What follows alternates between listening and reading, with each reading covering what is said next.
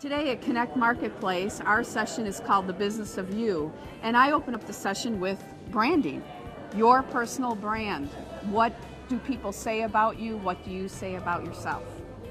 You? And then we're going to throw in some business skills with negotiation, contracting, dispute resolution. Yes. And we have actually kind of a recent real life situation to throw into that conversation. Yeah, that'll be great for our audience. And then we're going to pull it all together with, this is about you, the business of you.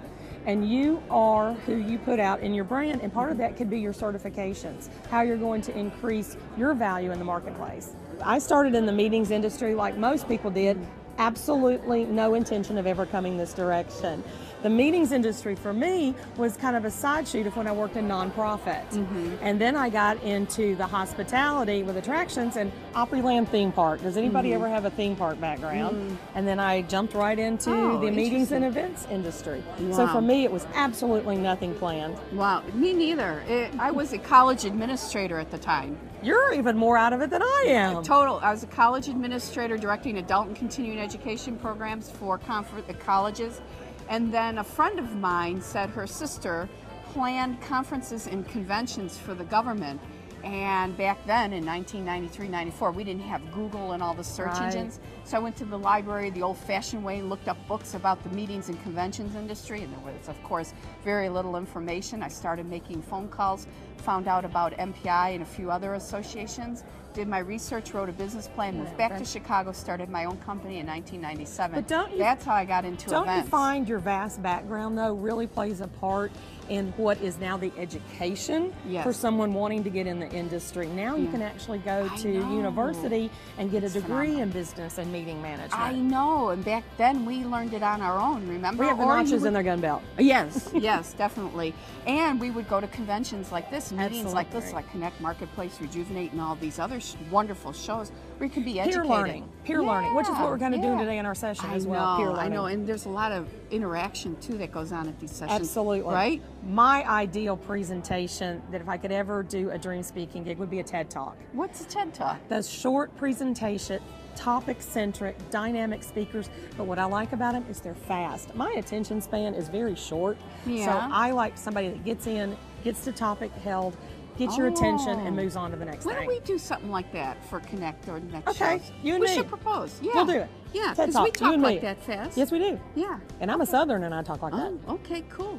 If I can only be on one social media platform, it's kind of a realistic question because I am only on one. I'm on LinkedIn only. I have made a purposeful decision not to be on Facebook and Twitter. So my social outlet is through LinkedIn, a professional-only network.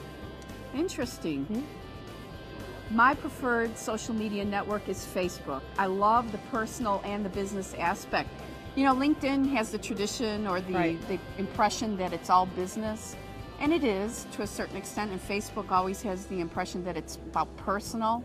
Well, what I've done is an experiment, a great marketing experiment, is combine business and personal together because people want to know that you're a real person if they want to engage you as a speaker, contract you, or do business with you. So I prefer Facebook right now. So two very different opinions, but both very valuable. The ideal conference uniform. Comfort. Number one, business, fashion. Tailored. Sorry, girl, I disagree. We agree to disagree. I agree to disagree. I am much more comfortable in something that's got a little bit of play into it. Knits are very good. I like something with a shorter sleeve. I don't have long arms. I have to have every sleeve taken up. So this works for me. Hey, you look fabulous. You look great.